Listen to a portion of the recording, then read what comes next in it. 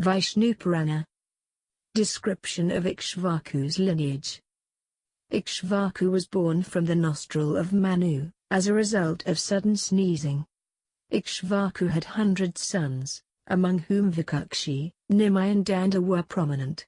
Once IKSHVAKU organized a shraddha. For the purpose of feeding Brahmins, he ordered his son Vikukshi to bring fresh meat of wild animals. Taking his bow and arrows, Vikukshi set out for the forest, and hunted many deer and rabbits. Towards noon, he felt tired and hungry, and hence ate one rabbit from the stock. Then he reached the capital, and handed over the remaining flesh to his father. But the sage Vashishta, who was conducting the shraddha, revealed the truth to Manu. Thus Vikukshi got the name of Shashad, and was expelled by his father. Shashad in later course had a son, Puranajay. In the past, a fierce battle had taken place between the demons and the gods. The demons defeated the gods, who approached Lord Vishnu for help. Lord Vishnu said, "I am aware of your desire. I will appear in the body of Shashad's son, Puranajay, to kill the demons. But it is your responsibility to convince him for the battle."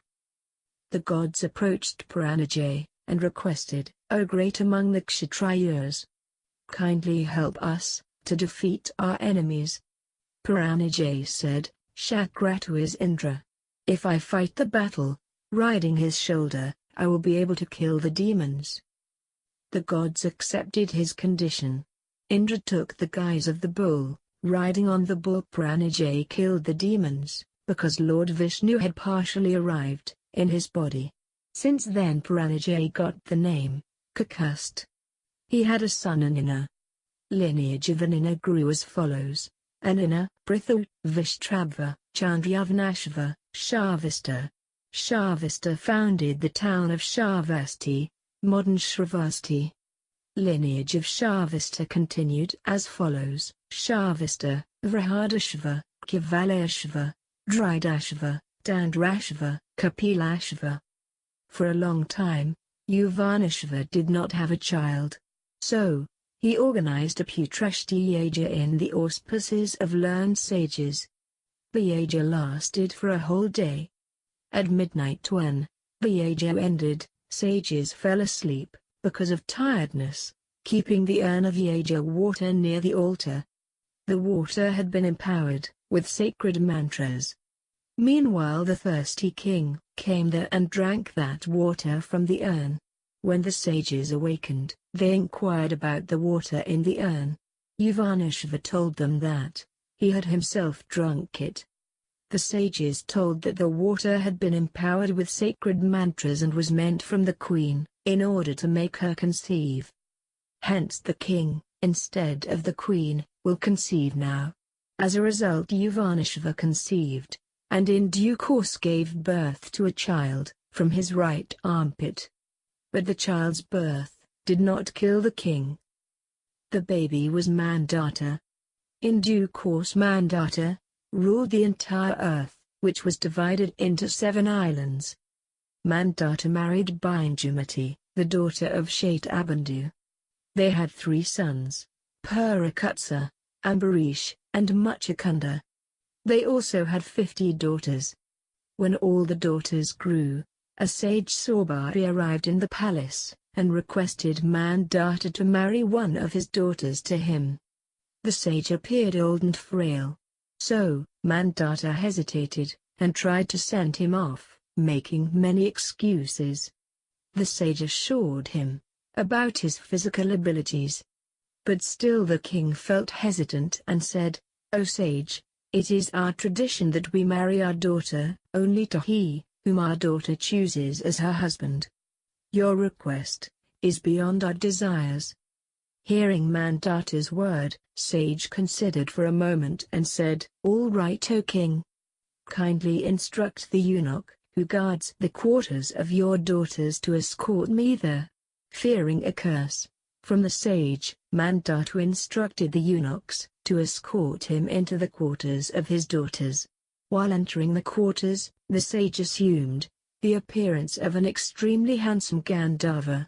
So, when he arrived there, a row started among the girls, as to who would choose him as her husband first. Each one of them claimed that she had first chosen him. Thus all the daughters of Mandhata chose sage Saubari as their husband.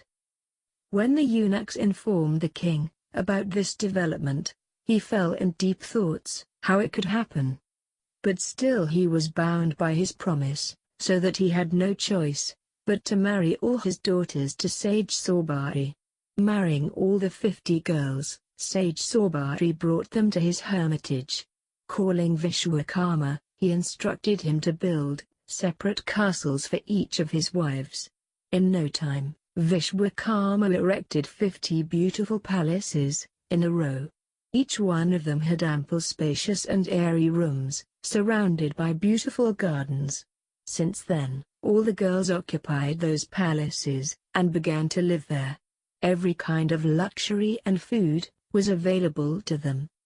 One day, drawn by the love for his daughters, King Mandhata decided to visit Saubari's ashrama.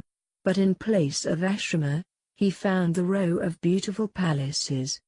There, he met his daughters, and inquired about their well-being. The daughters informed him that they were happy to live with the sage, and that their husband was capable enough to provide them with all the luxuries. But still they remembered their native place.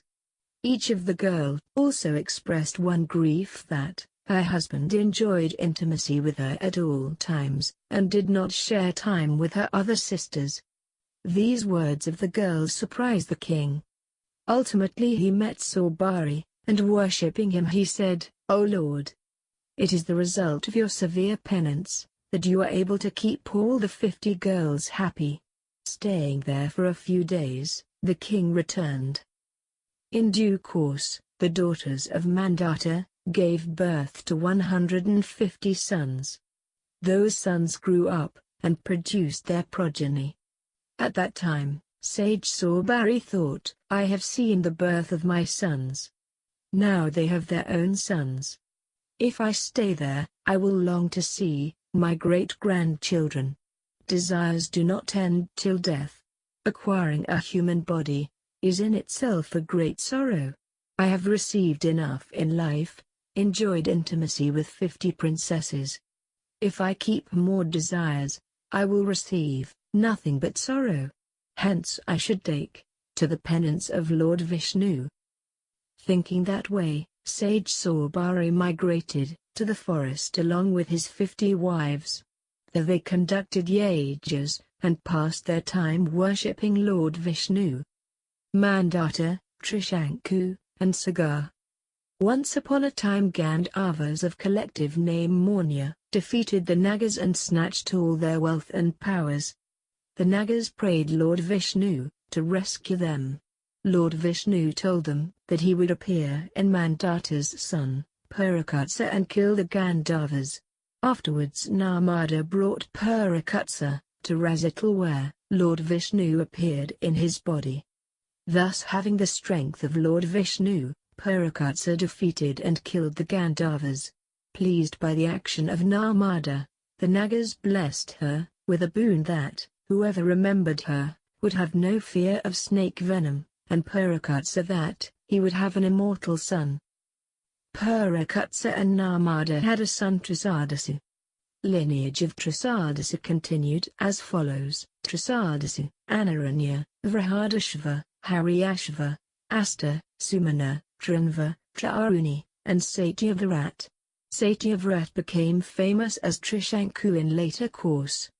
By the curse of a sage, Trishanku had become a Chandala. Once a drought occurred for 12 long years. During that drought, to get rid from this condition of Chandala, and feed sage Vishwamitra, Trishanku used to tie a whole-skinned deer to a banyan tree on the bank of the river Ganges. Pleased by his selfless service, sage Vishwamitra sent Trishanku to the heaven with his ephemeral body. Lineage of Trishanku grew as follows: Trishanku, Harishchandra, Rohitashva, Harit, Chunchu, Vijay, and Vasudh. Vijay had a son Ayuk. Ayuk's son was Vruk, who had a son Bhu. Bhu had 2 queens. After a long time of their marriage, Bhu's queen consort conceived a son. But the circumstances took a strange turn. Bhu's enemies together attacked his kingdom, and defeated him. The defeated king migrated to the forest, along with his queens, and began to live at the hermitage of Sageorf. Very soon, King Bhu died of old age. His queen consort also wanted to commit sati, but Sageorf prevented her from doing so. After some time getting envious of her fortune, the other queen deceitfully fed her with poison. But the poison could not harm the fetus, which stayed unborn for a period of 7 years because of poison's effect. Staying at the hermitage of Sageorf, the queen consort gave birth to a son. Since the child was born with the effect of the poison, Sageorf named him as Sagar.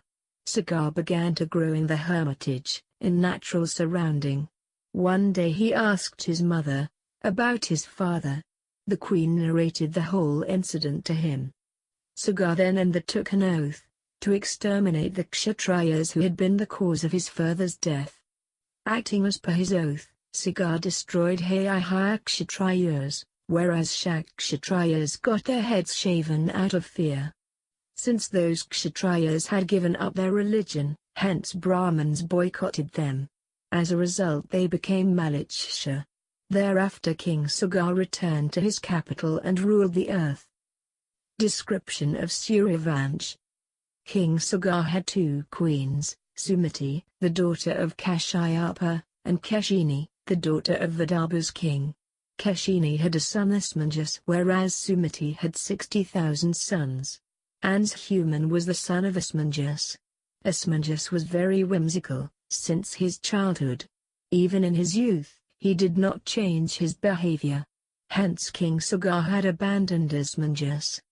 But the things did not improve for Sagar, because even his 60,000 sons followed the footsteps of Asmanjas.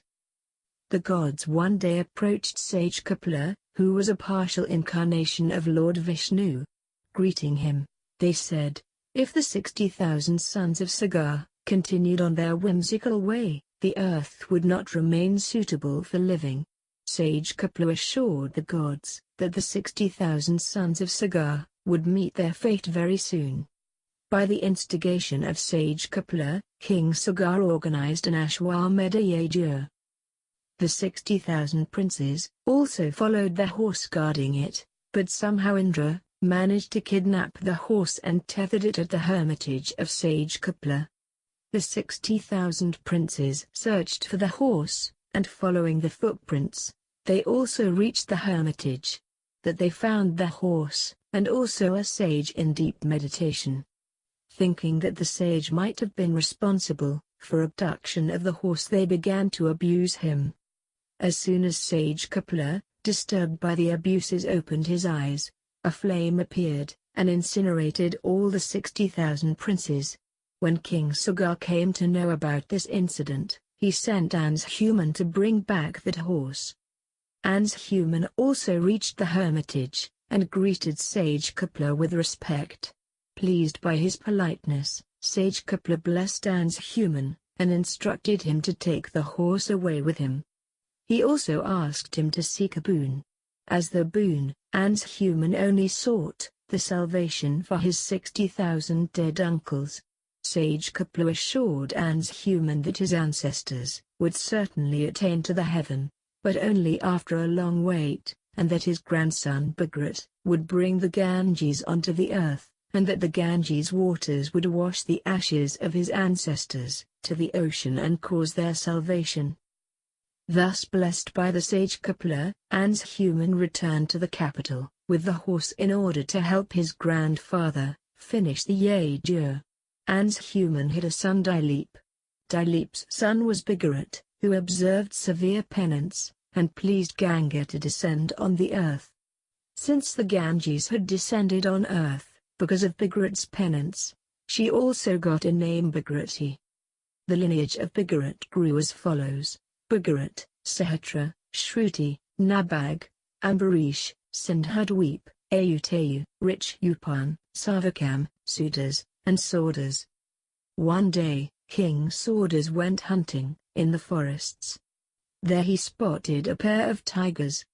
They were actually a tiger and a tigress, in mating.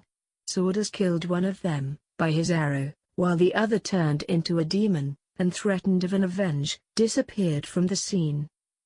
In due course, King Swordas organized a yajna, in the auspices of sage Vashishta. Towards the end of yajna, sage Vashishta went away to take bath.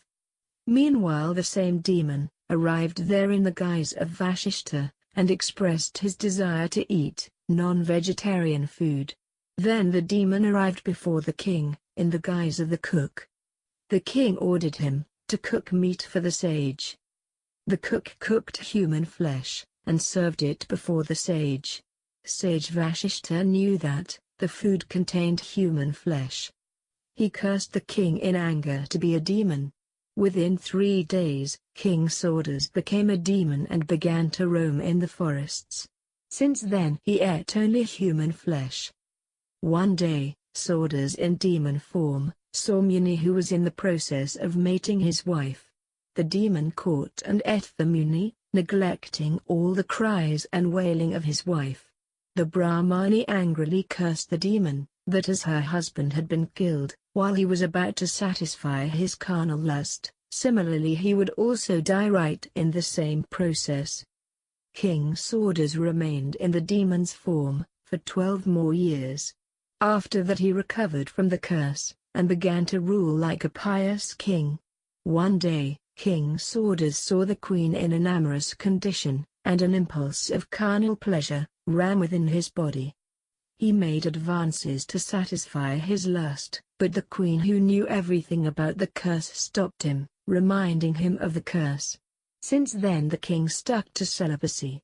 Since the king had no son, he allowed his queen Madhyayanti to conceive a child, with the help of sage Vashishta. The queen did conceive, but the fetus remained unborn for 7 years at length. At last the irritated queen hit her fetus with a stone. This resulted in the birth of the child at once. The child was named Ashmak. The lineage of Ashmak grew as follows: Ashmak, Mulak, Dasharat, Ilival, Vishvasa, and Katwang. Katwang had killed many formidable demons, fighting by the side of the gods. Pleased by his gallantry, the gods wanted to grant him a boon. Katwang wanted to know how long would he live. The gods told him that he would live for 1 mu'urta more. Hearing this, Katwang came back on earth, and prayed Lord Vishnu to take him in his refuge. At last he annihilated with Lord Vishnu. Lineage of Katwang grew as follows: Katwang, Dirgbhayu, Raghu, and Dasharat. King Dasharat had 3 queens who gave birth to 4 sons: Rama, Lakshmana, Bharata, and Shatrugna. Rama was an incarnation of Lord Vishnu. His life too had lot of ups and downs. After being trained in archery, he and Lakshmana spent most of their boyhood time in the hermitage of sage Vishwamitra, guarding his yajnas from the demons. After that, when Vishwamitra was taking them to Mithila, Lord Rama saved Ahalya, who had been converted into a stone by the curse of her husband sage Gautam. In Mithila, Lord Rama broke the bow of Lord Shiva, and won Sita as his wife. When they returned to Ayodhya, King Dasharat decided to crown Rama as the new king. But misguided by Manthara, Queen Kaikeyi stubbornly sought that her son Bharata should be crowned as the new king, whereas Rama should be sent on exile for 14 years. Bounded by his promises that he had made to Kaikeyi earlier, King Dasharat had no choice but to accept her demands. Thus, to keep his father's words, Lord Rama accepted the exile. Sita and Lakshmana also followed his steps. In the forests, the demon king Ravana deceitfully abducted Sita. It was followed by meeting of Rama with Hanuman and Sugriva, killing of Bali, Sugriva's brother, finding of Sita by Hanuman in Lanka, bridging of the sea that separated Lanka, fierce battle with the demons, and ultimately killing of Ravana by Lord Rama. After the completion of exile period, Lord Rama returned to Ayodhya and ruled there for 12 years. Lord Rama had two sons, Lava and Kushor. Lineage of Kushor grew as follows: Kushor, Atithi, Nishad, Anal, Nab, Pundarik, Kshemdanwa, Devonik, Ahunika, Ruru, Paryatrak, Deval, Vanchal, Ulka, Vajranabha, Shankan, Yashidashva, Vishvasaha, Harinyanam, Pushaya, Druvasandai, Sudashan, Agnavan, Shirag, Maru, Prasushrit, Susandai, Amash, Sahaswan, and Vishvabath. Vishvabath had a son Bridal who was killed by Abhimanyu in the battle of Mahabharata.